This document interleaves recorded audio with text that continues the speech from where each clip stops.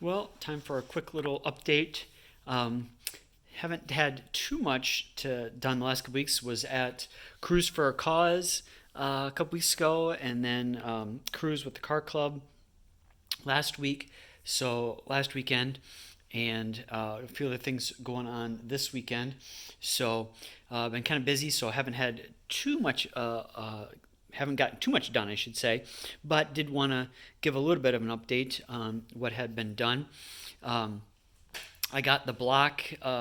Last time I did have it mounted on the engine stand, but I have prepped it, got oiled up the sleeves, got them cleaned out or blew out from the dust in them, and I got rest of the pistons are in the house, but I did get the pistons and sleeves and everything all assembled with this.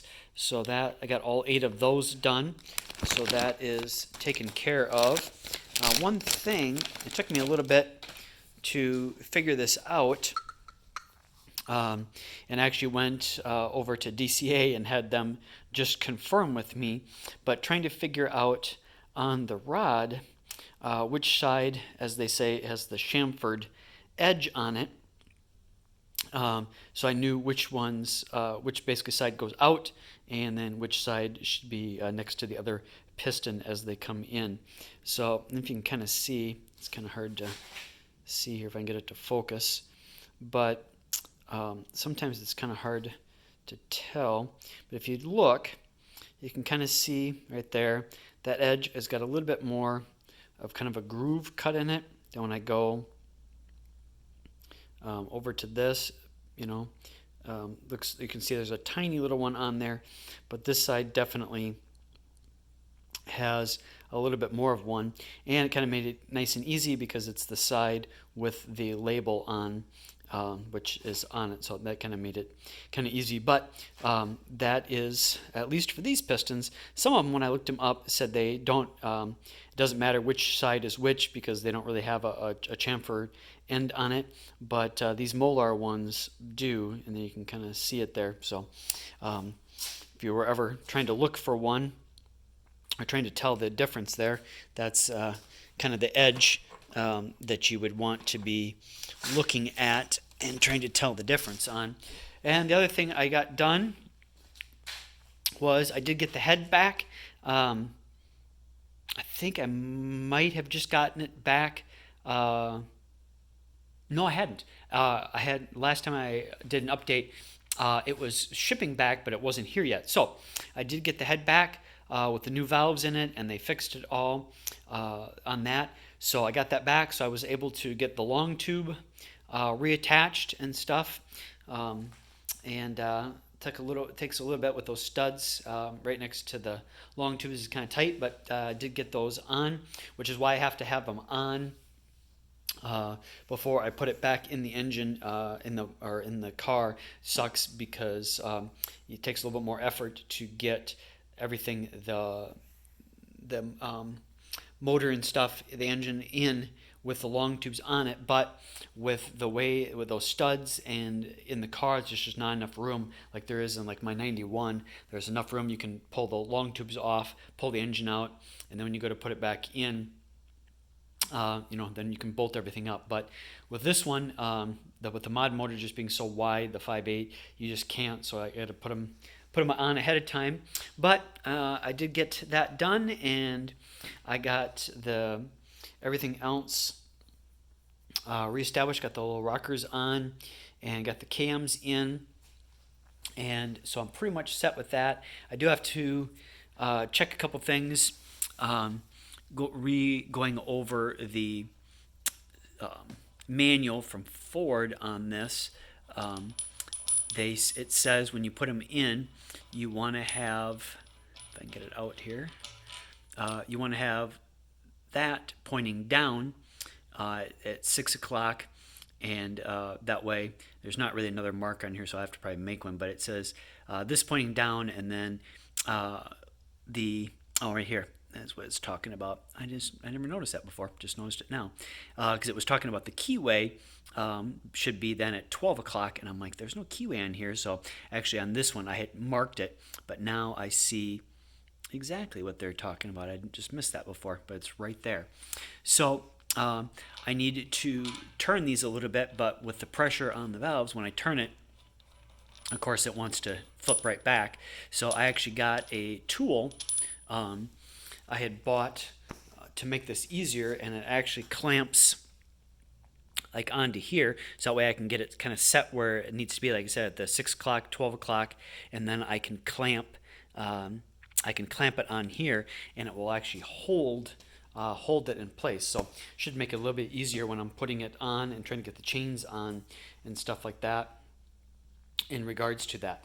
So that is about it. Like I said, unfortunately, I didn't get a ton done because I've just been busy.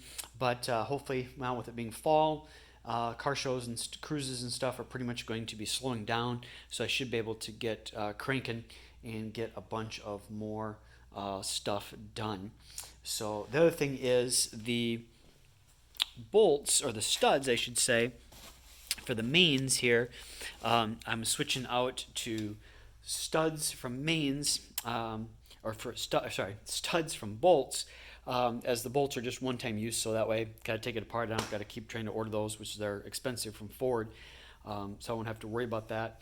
But I think I mentioned this last time, so much as on back order, the studs from ARP have been on back order for almost 7 months now, and the place in Florida where I'm getting them from, I asked them this last week if they could check for me again, and they said they talked to ARP, and ARP just is so backed up they won't give them any kind of time reference or whatever. They thought maybe another month, might be sooner, might be longer, but they were kind of guesstimating another month before I'd have them. So to try to move forward with this as best I can, so I'm just not sitting around for another month, it just dawned on me that earlier today when I was thinking about this, that these are actually, they got the 4 on top and then the 2 on side, so they're actually like 6-bolt mains.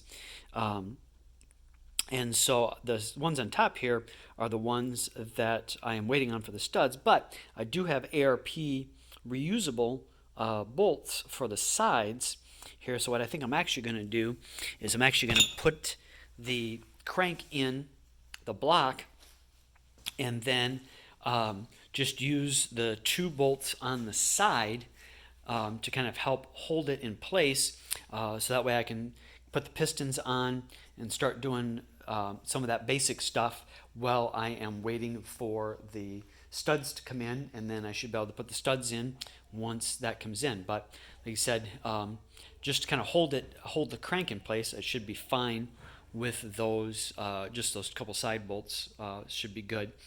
And I just placed an order this afternoon for some more rings because I started to use my feeler gauge and grind down the rings to the correct size. And unfortunately, the very first one I went to do, of course, my little tool, I guess, was grinding off quicker than I thought it was going to for the ring, and I ended up going over. And at first I didn't think it was a lot older, but I thought, well, I'd check it and see how bad it was. I'm going to gap them at 026, and it was probably 037, 038, so well beyond what it should be. So I sent an email to Total Seal and asked them for 8 more rings of the top ones and the secondary rings, because that, instead of just getting one, because it probably won't be the only one that I will mess up. So I just got to take it a little bit easier when I'm doing the when I'm checking the gap, because it goes down pretty quick, and they need to be right, obviously, for some issues, or otherwise I'll have some issues, because according to the stuff I got with the pistons and rods and everything, that the other ones I had told me, exactly what the gap should be, but this has a little chart on it, depending on the boost that you're going to run and the type of gas or ethanol, E85, race fuel, nitrous, blah, blah, blah, and what type of boost level you're going to running. There's a little chart on there that kind of gives you a range to do the calculation yourself, manually based on your bore size for what you're going to do.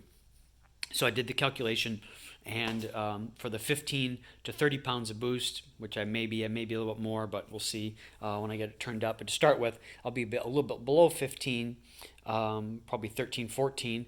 But then as we get going and get into 85, I may be higher, but we'll see. But I'm just going to kind of do that kind of mid-range, so to be a little bit wide to start with, and then it may be a little bit tight when we get an E85 and on the high end side, but kind of in between there, it should hopefully be about right. So, well, I guess, sorry, this video turned out to be quite a bit longer than I thought. I thought it was going to be like a couple minutes because I didn't do too much, but I guess found a few things to update on and talk about. So that's where I'm at, but I won't keep you, won't update anymore, but that's kind of where we're at. Hopefully, after we'll have one next weekend, and hopefully we'll get quite a bit done this week or next weekend, and we'll have some good progress to show. So thanks for watching. Bye.